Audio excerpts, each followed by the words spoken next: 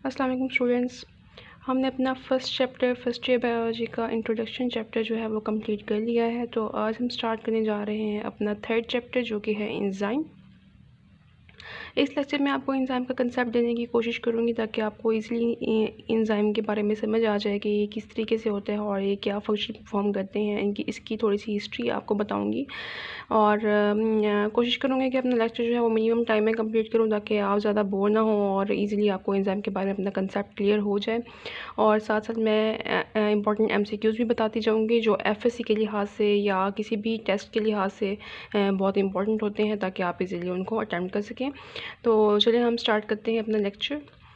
Enzyme word जो है ये एंजाइमोज से निकला है जिसका मतलब है लेवेंट। लेवेंट का मतलब होता है ख़मीर उठाना।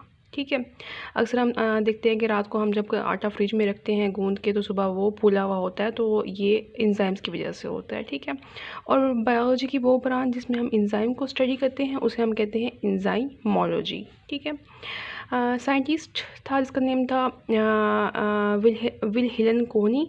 1874 में उसने जो है वो एंजाइम को डिस्कवर किया था। तो एंजाइम जो है ये किस तरीके से अपना रोल परफॉर्म करते हैं, मैं आपको इसकी छोटी सी एग्जांपल दूंगी कि हमारे पास है हाइड्रोजन और ऑक्सीजन।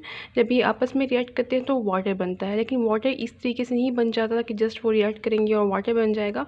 उसके लिए किसी ना किसी कैटलिस्ट की ज़रूरत होती है। ठीक है, जो रिएक्टेंट्स को प्रोडक्ट्स में कन्वर्ट कर देते हैं।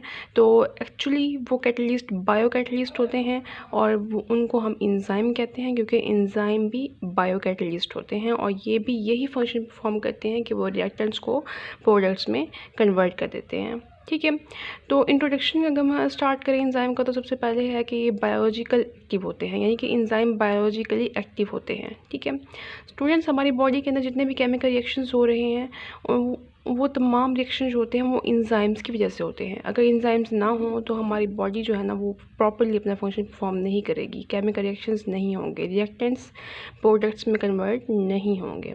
ठीक है, तो ये हाईली एक्टिव होते हैं, यानी कि अगर ये किसी भी रिएक्शंस को फास्ट करने के लिए एंजाइम्स जो होते हैं वो बहुत ज़्यादा ज़रूरी होते हैं क्योंकि वो फास्टली रिएक्टेंट्स को प्रोडक्ट्स में कन्वर्ट कर देते हैं। ठीक है, जैसे 1 मिनट के अंदर 50 रिएक्टेंट्स हैं तो 50 प्रोडक्ट्स में कन्वर्ट करने के लिए एंजाइम्स अपना रोल प्ले करते हैं।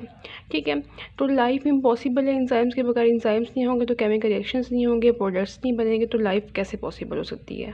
ठीक है, तो स्टूडेंट्स एंजाइम्स की बेसिकली 2 साइड्स होती हैं। अगर मैं आपको इस डायग्राम में दिखाऊं कि एंजाइम की 2 साइड्स होती हैं, एक ये ब्लू कलर की लाइन जो आपको नज़र आ रही है ये इसकी ग्लोबुलर साइट है और जो ये ऊपर आपको एक साइड नज़र आ रही है ये इसकी एक्टिव साइट है। ठीक है, ये एफएससी का एक इम्पॉर्टेंट एमसीक्यूज़ है जो पेपर में अक्सर पूछा जाता है कि एंजाइम की जो 2 साइड्स होती हैं उनके नेम क्या हैं, तो आप इजीली अटेम्प्ट कर सकते हैं। एक ग्लोबुलर साइट होती है और एक होती है एक्टिव साइट। ठीक है स्टूडेंट्स, जितने भी एंजाइम हैं वो तमाम जो है वो प्रोटीन के बने होते हैं, ग्लोबुलर प्रोटीन्स होते हैं। 99.9% एंजाइम जो होते हैं वो प्रोटीन के होते हैं, एक्सेप्ट जो है राइबोसोम्स जो प्रोटीन के नहीं होते। कुछ होते हैं नहीं होते, वरना 99.9% होते हैं वो सारे प्रोटीन से मिलकर बने होते हैं। नेक्स्ट अगर हम मूव करें टूवर्ड्स पार्ट्स ऑफ एंजाइम्स, तो एंजाइम के मैं आपको बताऊं 2 पार्ट्स होते हैं, एक प्रोटीन पार्ट और एक कोफैक्टर, जिसे हम नॉन प्रोटीन पार्ट भी कहते हैं। ठीक है, प्रोटीन पार्ट ये जो ग्लोबुलर साइट्स आपको नज़र आ रही है ब्लू कलर की, ये सारा प्रोटीन पार्ट होता है, ये प्रोटीन से मिलकर बना होता है। ठीक है, जबकि ये रेड जो आपको नज़र आ रहा है इसे हम कोफैक्टर भी कहते हैं और इसे हम नॉन प्रोटीन पार्ट भी कहते हैं।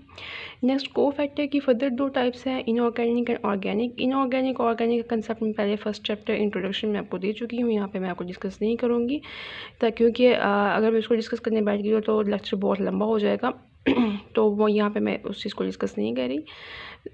इनऑर्गेनिक जो है इसको हम एक्टिवेटर भी कहते हैं। ठीक है, और इनऑर्गेनिक साइड जो है ये इनऑर्गेनिक साइड जो है ये एक्टिवेटर के तौर पर रोल प्ले करती है, यानी रिएक्टेंट्स को प्रोडक्ट्स में कन्वर्ट करने के लिए अपना रोल प्ले करती है। जबकि ऑर्गेनिक साइड्स में हमारे पास दो ग्रुप्स हैं, एक प्रोस्थेटिक और कोएंजाइम। यहाँ पे आपको रेड कलर के फॉर्म में एक नॉन प्रोटीन पार्ट नज़र आ रहा है जिसे हम कोफैक्टर कहते हैं, और कोई भी इंजाइम कोफैक्टर के बगैर इनकम्प्लीट है, कोई भी इंजाइम कोफैक्टर के बगैर अपना वर्क परफॉर्म नहीं कर सकता। ठीक है, जब ये कोफैक्टर इंजाइम के साथ एक कोवलेंट बॉन्ड बनाएगा तो उसे हम कहेंगे प्रोस्थेटिक ग्रुप। ठीक है, जब कोई एंजाइम ऑर्गेनिक होगा, कोफैक्टर होगा और वो कोवलेंटली बॉन्ड बनाएगा एंजाइम के साथ, ठीक है, तो वो उसे हम क्या कहेंगे, प्रोस्थेटिक ग्रुप। ठीक है, जब कोई कोफैक्टर एंजाइम के साथ लूजली बॉन्ड बनाएगा, यानी कि या तो उसमें हाइड्रोजन फोर्सेस होंगी या बॉन्ड फोर्सेस होंगी और स्ट्रांगली अटैच नहीं होगा, तो उसे हम क्या कहेंगे, कोएंजाइम कहेंगे। ठीक है, यहाँ पे आप देख रहे हैं कि रेड फॉर्म में जो है नॉन प्रोटीन पार्ट जिसे मैंने कोफैक्टर की फॉर्म में शो किया हुआ है, जब ये इस एंजाइम के साथ जो है ना वो अपनी साइड पे आके कोवलेंटली बॉन्ड बना देगा, तो यहाँ पे हम उसको प्रोस्थेटिक ग्रुप कहेंगे। ठीक है, ये आप सेकंड डायग्राम में भी देख सकते हैं कि ये जब रेड ब्लैक कलर की फॉर्म में जो मैंने बनाया हुआ है ये सबस्ट्रेट है। जब ये कोफैक्टर एंजाइम के साथ अपनी साइड पे आके कोवलेंट बॉन्ड बनाएगा और सबस्ट्रेट के साथ मिलेगा, तो ये इसी सबस्ट्रेट को फिर प्रोडक्ट्स में कन्वर्ट कर देगा। जब ये कोफैक्टर सबस्ट्रेट के साथ मिलेगा तो इस सबस्ट्रेट के साथ मिलकर कोवलेंट बॉन्ड बनाएगा और ये इसको प्रोडक्ट्स में कन्वर्ट कर देगा। ये हमारे पास ब्लैक फॉर्म में प्रोडक्ट्स ऑब्टेन्ड हो गए हैं थर्ड डायग्राम में।